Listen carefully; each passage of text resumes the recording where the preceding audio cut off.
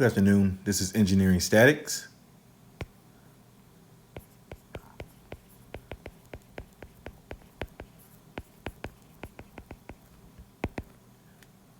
Once again, we're using the Hibbler text.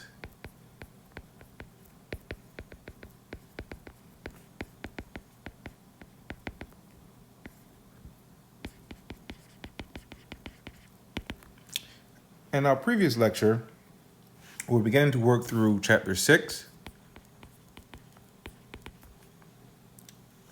And we were working with composite areas.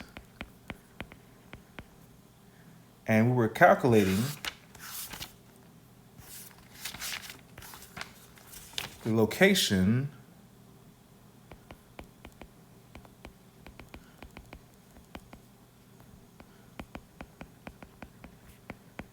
of the centroid of those areas. Centroid being the geometric center. And worked out several problems.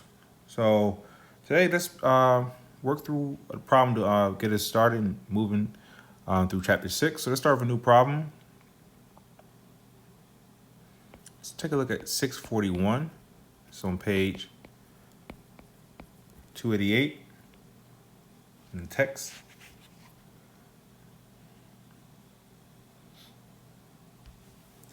And the problem simply wants us to locate the centroid, x bar, y bar, of this composite shape.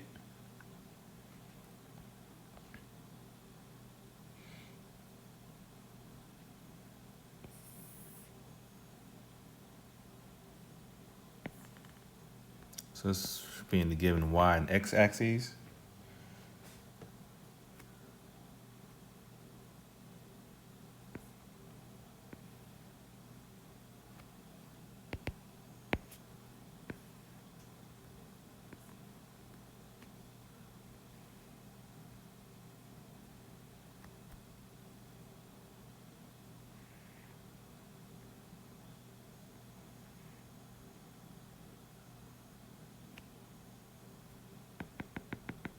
This distance here being 3 inches.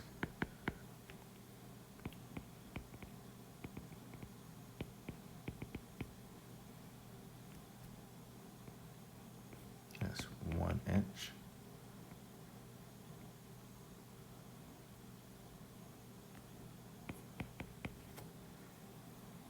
Okay, so using our techniques, we can liken that composite shape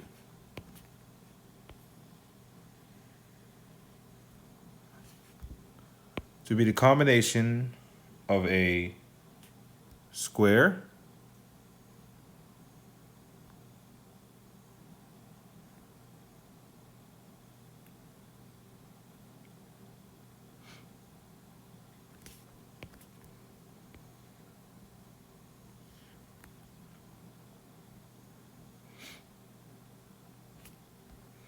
a triangle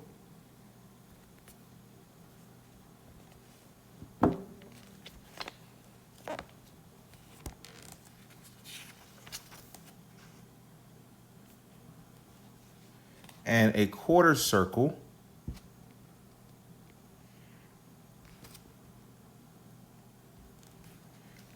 and we can then subtract out a semicircular area.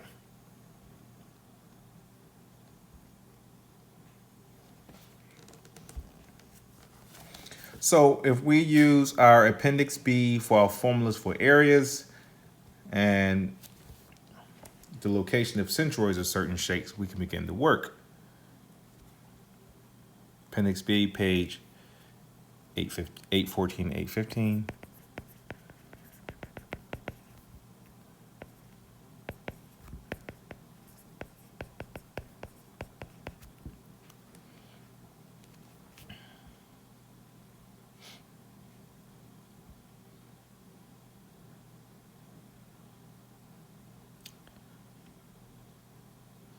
So if we label the quarter circle as segment 1,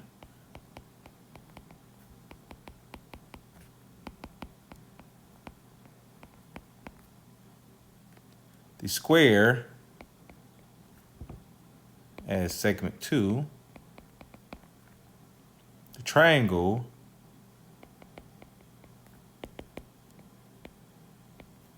and then the smaller semicircle area that we have to subtract out as segment 4, we can set up our table and begin to work.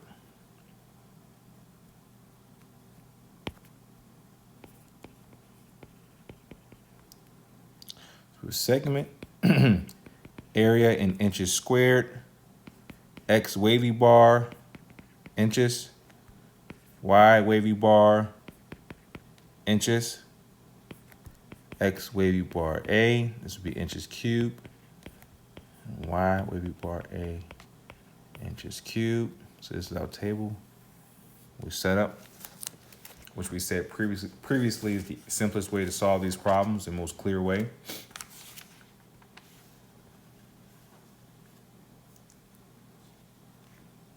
And we said the wavy bars are the coordinates of the center of gravity of each composite part of the total shape. So for we have 4 segments, 1, 2, 3, 4. We said the quarter circle is segment 1, square is segment 2, triangle is segment 3, and the semicircle is segment 4. So the area of the quarter circle and the formula for that is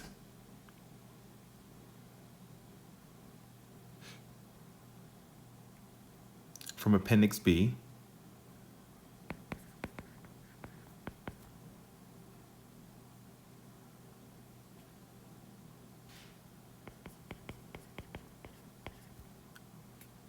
For a square, we know or rectangle, I should say, rectangle.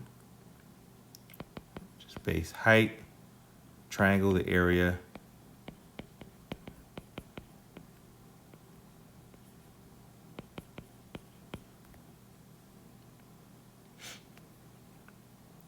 And a semicircle.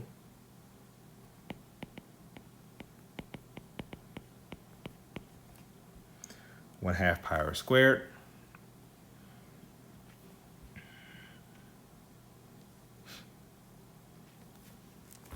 So with the dimensions given in the problem, for our first segment, the quarter circle, the radius is 3 inches. So the area will be 1/4 pi times 3 inches squared.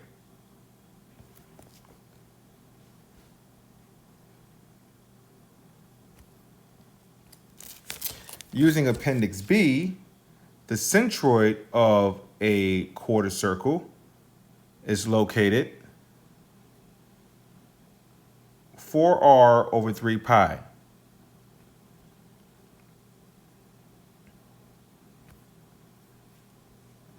R being the radius.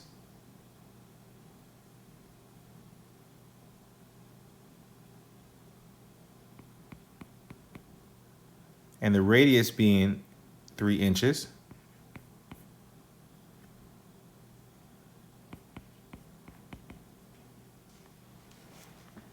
And this is the formula for both the centroid coordinates in both the X and Y direction.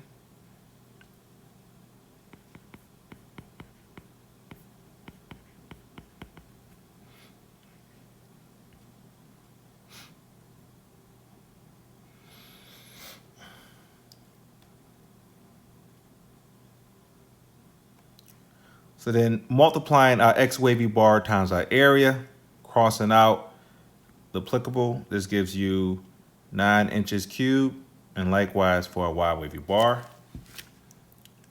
Okay. For segment 2, we have base times height for the area. The location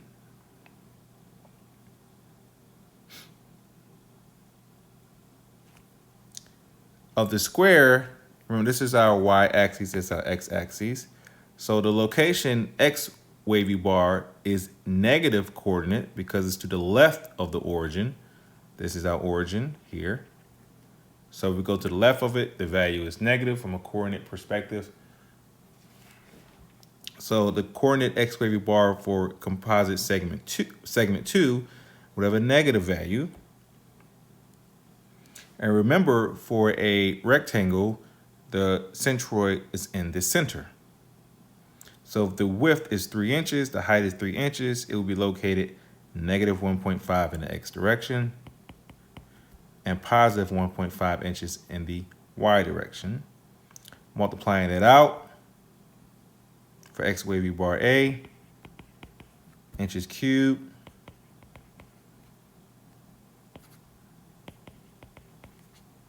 (13.5 inches cubed). Segment 3, the triangle, the area is half the base times the height.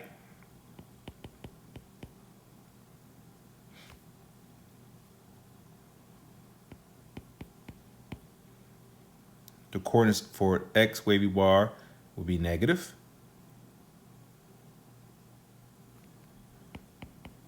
You have to travel 3 inches to get to the triangle, and the centroid of the triangle is a third on the larger side of the triangle, so it'll be somewhere right here. So we have to travel this 3 inches, plus a third of this 3 inches, which gives you 4 inches, negative 4 in the x direction. In the y direction, so then x wavy bar A, multiplication, y wavy bar A, segment 4 will be the semicircular area, which we would subtract out to get the hollow, to account for the hollow part of the composite shape. The area of a semicircle is pi r squared over 2. Remember, here we're subtracting it out, so we can account for our negative here.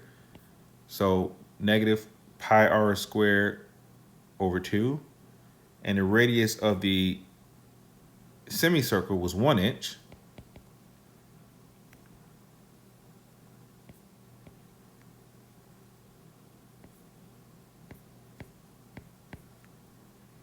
X wavy bar for the centroid of a semicircle will be in the center, and which will be right at the origin, so 0.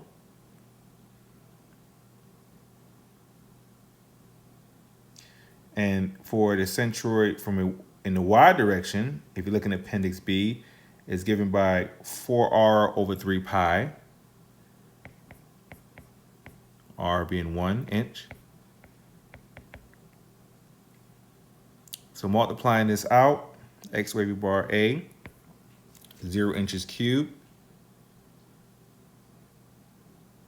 And remember, we're subtracting out this, so we have to count for the negative area. At the end, we'll be summing these values. Okay, so the sum of my areas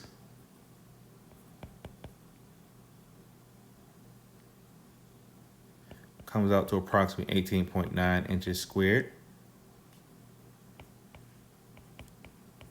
Sum of x wavy bar A, inches cubed.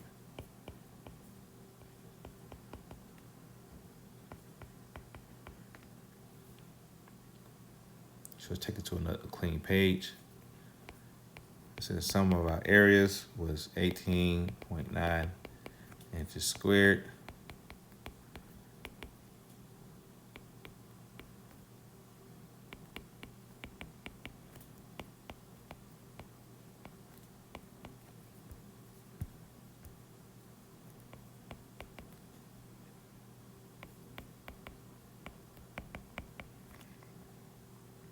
Therefore, then, to solve the problem, what the problem is asking for, the centroid of the composite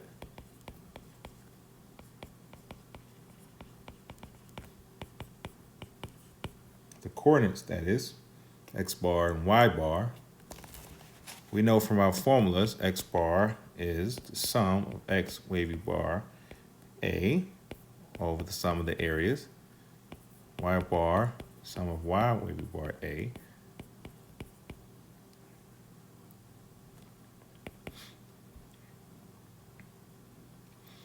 This would be negative 22.5 inches cubed over 18.9 inches squared.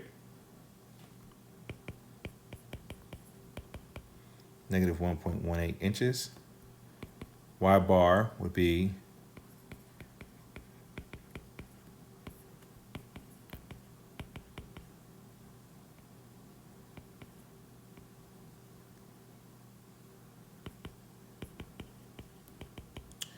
so then our coordinates for the composite shape is negative 1.18 inches to the left of the origin and 1.39 inches in the Y direction above the origin.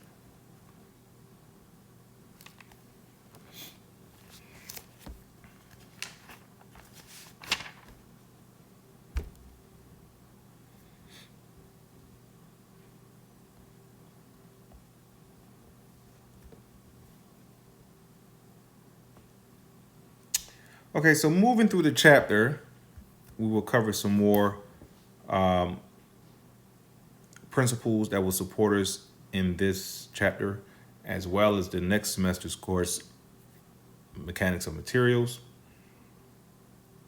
So we'll talk about, for a brief minute, area, moment of inertia, and I'm in section 6.3 and 6.4 and 6.5 of the text.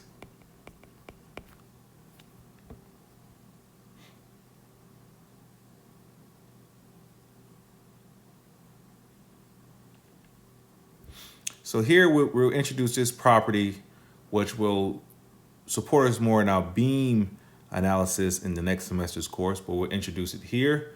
So the area moment of inertia is pretty much defined as a property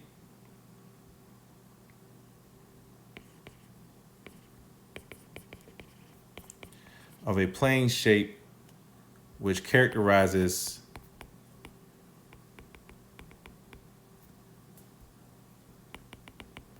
its deflection under loading.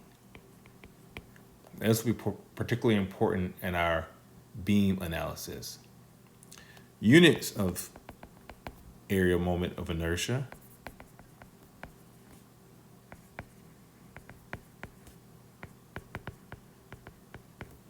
are usually in length to the 4 power. So say millimeters to the 4 or centimeters to the 4.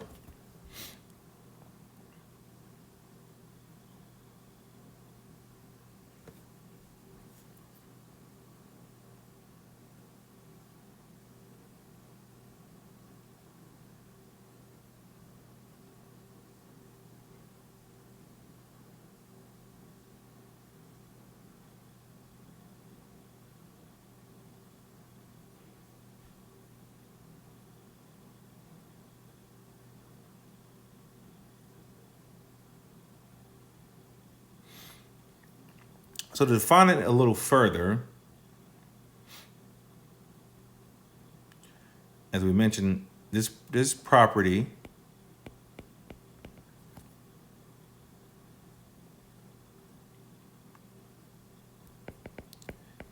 is used in the calculation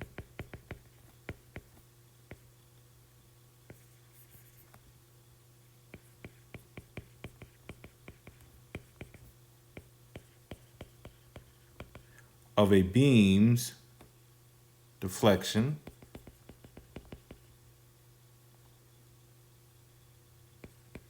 and the calculation of stress caused by a moment applied to the beam.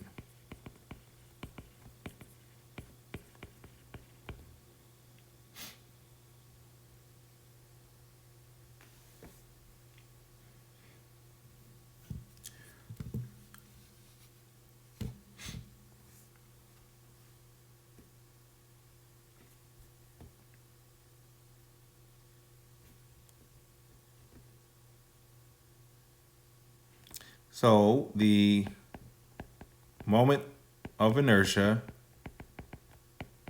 of an area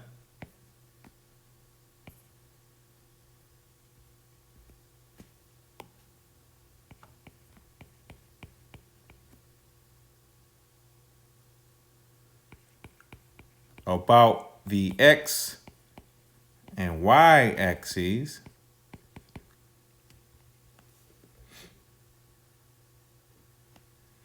is given at defined as I sub x and I sub y.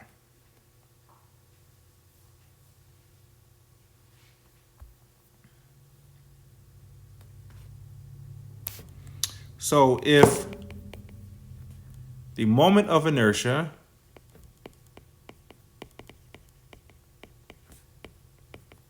of an area is known about an axis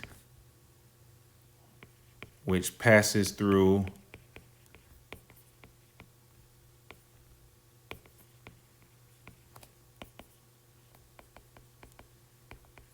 the centroid of an area,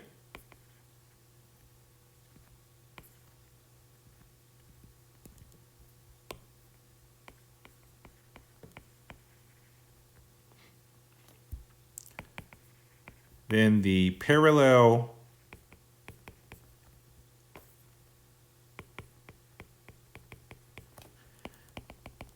axis theorem, keyword being parallel axes, an axis parallel to the axis that's passing through the centroid. So the parallel axis theory can be used to find the moment of inertia of the area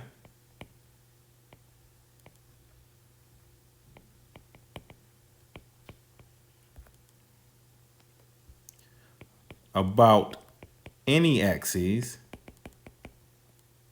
that is parallel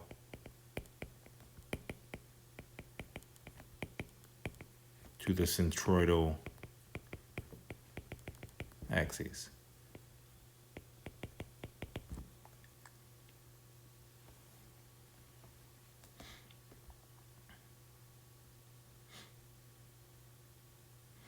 And to define some terms, I bar sub x is the moment of inertia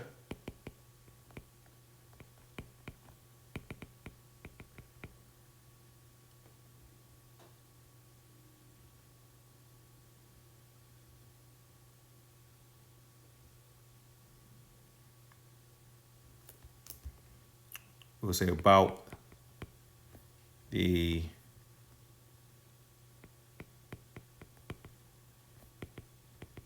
centroidal axis.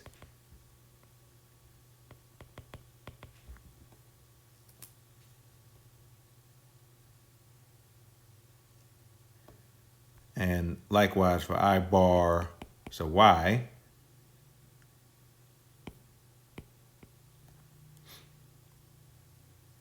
remember, one is about the x-axis, one is about the y-axis. We have to define dy,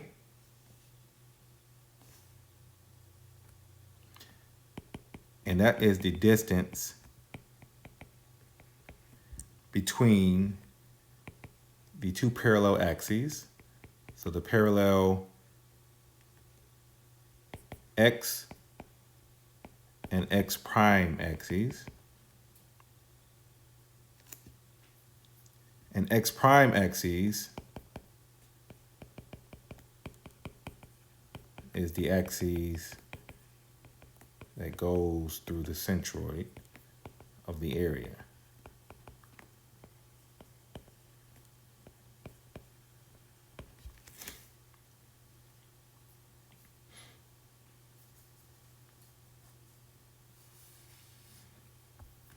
So this gives us our formula. I sub x will be I bar sub x plus the area times dy squared. Very similarly for I sub y, I bar sub y plus the area times dx squared.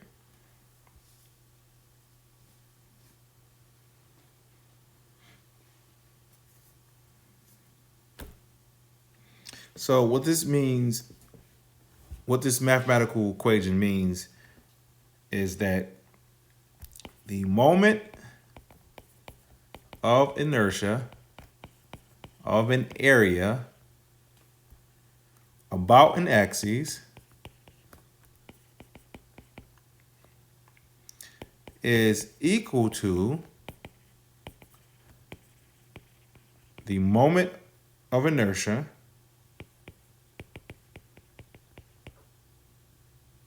about a parallel axis passing through the area's centroid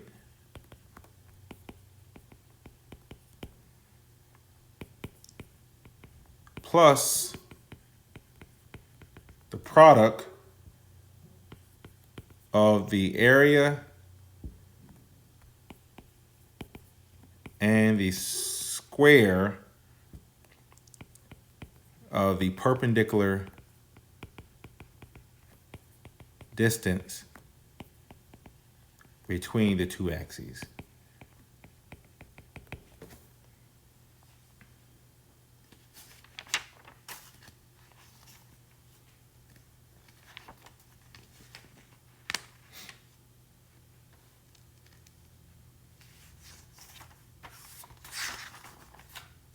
So let's take a look at some problems.